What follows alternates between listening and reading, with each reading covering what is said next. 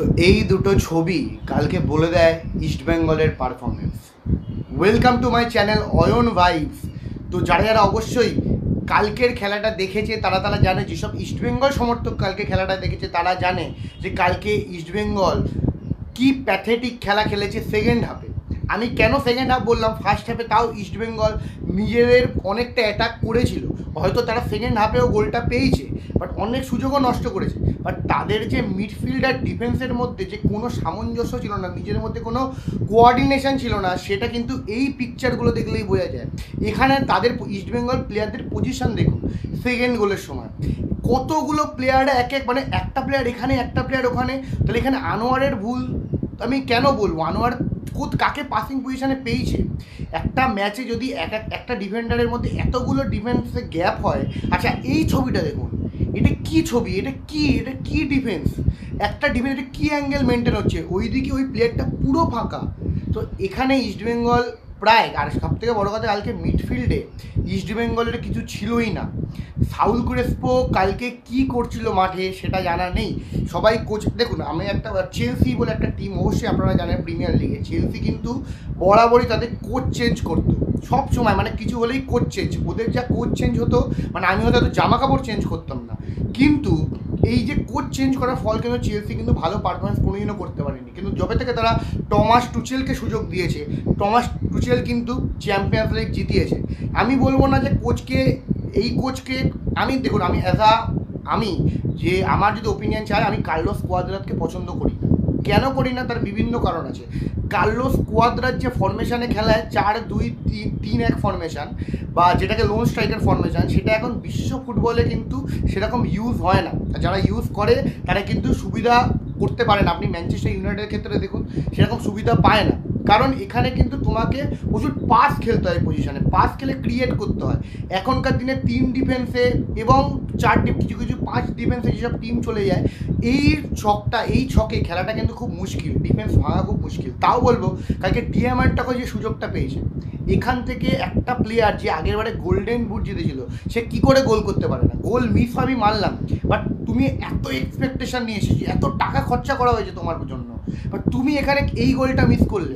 আমি বলবো না ডিয়ামান্টাকস কালকে নিজের সেরা খেলাটা খেলেছে, কোনো ডিয়ামান্টাকস তার সেরা খেলার ধারে কাছে পৌঁছাতে পারেনি, মোটামুটি খেলারও ধারে কাছে পৌঁছাতে পারেনি।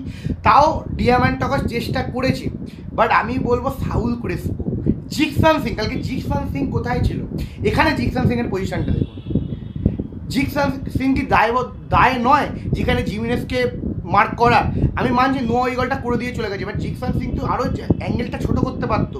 তো এইগুলো হচ্ছে দেখতে হবে, মানে একটা প্লেয়ার এত কোটি টাকা তাদের প্রতি খরচা করা হয়েছে, কোথায় যাচ্ছে? কোচ কেন ইউটিলাইজ করতে পারছে না? আর সব থেকে ইস্টবেঙ্গলের প্রবলেম হচ্ছে, যখনই তারা কর্নার এবং যখন তারা ফ্রি কিক পাচ্ছে, এত ইনোভেটিভ আইডিয়া কেন? কালকে সাউল ক্রেসপোর একটা কর্নার মাদিতালাল বলটা উড়িয়ে দিল।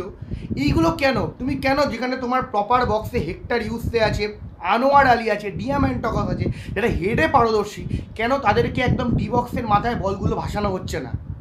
এইগুলো কিন্তু জবাবদিহি কোচকেই করতে হবে। যখন তোমার কাছে যদি যখন তুমি ব্যাঙ্গালোরে ছিলে, ব্যাঙ্গালোরে তোমার সুনীল ছেত্রী ছিল, সেরকম হেড মারার সেরকম প্লেয়ার ছিল না, তখন তুমি এরকম ইনোভেটিভ আইডিয়া আনতে, নতুন নতুন ছক করতে, ভ্যারিয়েশান আনতে মানা যেত।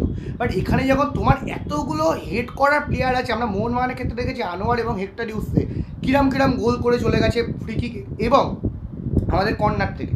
তুমি কেন এখানে ইনোভেটিভ আইডিয়া আনছো? এগুলো কার্লোস কোয়াদ্রাতকে জবাবদিহি করতে হবে। আমি অ্যাজ আ ফুটবল ফ্যান আমি চাই কার্লোস কোয়াদ্রাত ইস্ট বেঙ্গলে কোচিং থাকুক। কেন এত তাড়াতাড়ি চেঞ্জ করাটা উচিত না। সেক্ষেত্রে মলিনার ক্ষেত্রে আমি বলেছি সময় দেওয়া হোক, বাট এই সময়টা যেন বেশি দেরি না হয়ে যায়, আর 4টে মাস দেখা হোক। আমার মনে হয় এই কোচই কিছু করতে পারে, কিন্তু যেখানে কার্লোস কোয়াদ্রাত, নন্দকুমারের প্রতি এত ভালোবাসা কেন? নন্দকুমার শেখার কালকে সবথেকে খারাপ ম্যাচটা খেলেছে। একটা বল তার রিসিভ হচ্ছে না, তার ফার্স্ট টাচ খারাপ। হ্যাঁ, হয়তো প্রথম গোলের ক্ষেত্রে তার কিছুটা অবদান ছিল, বাট সেখান থেকে মানে পুরো ম্যাচটা তো হেরেছে ইস্ট বেঙ্গল। তো এখানে কি হচ্ছে? তোমাকে এখানে দেখতে হবে যে তুমি এখানে যে ফুটবলটা খেলছো, তোমার কাছে যেমন প্লেয়ার আছে। কালকে মহেশ নাওরেম সিং খুব খারাপ ফুটবল খেলেনি, পুরো অ্যাটাকটাই মার্কস আর মহেশ নাওরেম সিংয়ের বাদিক কেন্দ্রিকই হচ্ছিল। তাহলে মহেশ নাওরেম সিংকে কেন তুলে নেওয়া হলো? সেই জায়গাটা পিভি বিষ্ণুকে এমন একটা জায়গায় নামানো হলো, সেটা পিভি বিষ্ণুরই জায়গা, নন্দকুমারকে ছড়িয়ে কেন নয়? এইগুলো যে খুব খারাপ ডিসিশান। আর সবথেকে বড় কথা, ক্লেটন সিলভা এই টিমে কী করছে, এটা ইস্টবেঙ্গল সমর্থকদেরও প্রশ্ন থাকবে যে ক্লেটন সিলভা নামার পরে কালকে কি ইস্টবেঙ্গলের অ্যাটাকে আর কোনো ধার দেখা গেছে? দেখা যাচ্ছে না। তাহলে কালকে তুমি কেন সাহুল যখন অত খারাপ ফর্মে ছিল তখন সাহুলকে তুলে নিয়ে সৌভিককে নামিয়ে কেন ক্লেটন সিলভার সাথে ডিয়ামান্টাকসকে জুড়ে দিলে না, কেন দুটো সিএফ করে দিলে না যখন তুমি হারছো? এই প্ল্যানগুলো কিন্তু কোচকে, মানে এটা কোচেরই দায়বদ্ধতা, কোচের কাছেই প্রশ্নটা আসবে যে কালকে যে চেঞ্জেস হয়েছে।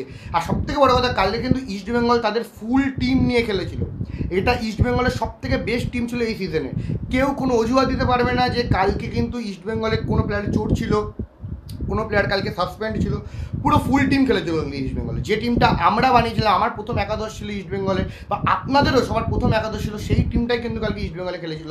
তারপরেও কেরালার বিরুদ্ধে হার, কেরালার ঘরের মাঠে, তাও কেরালাতে আদ্রিয়ান লুনা ছিল না। নোয়া প্রায় একা পুরো মাঝমাঠটা কন্ট্রোল করছিল, বাঁদিকটা কন্ট্রোল করছিল, কখনো ডান দিকে চলে আসছিল। নোয়ার কোনো মার্কিং নেই।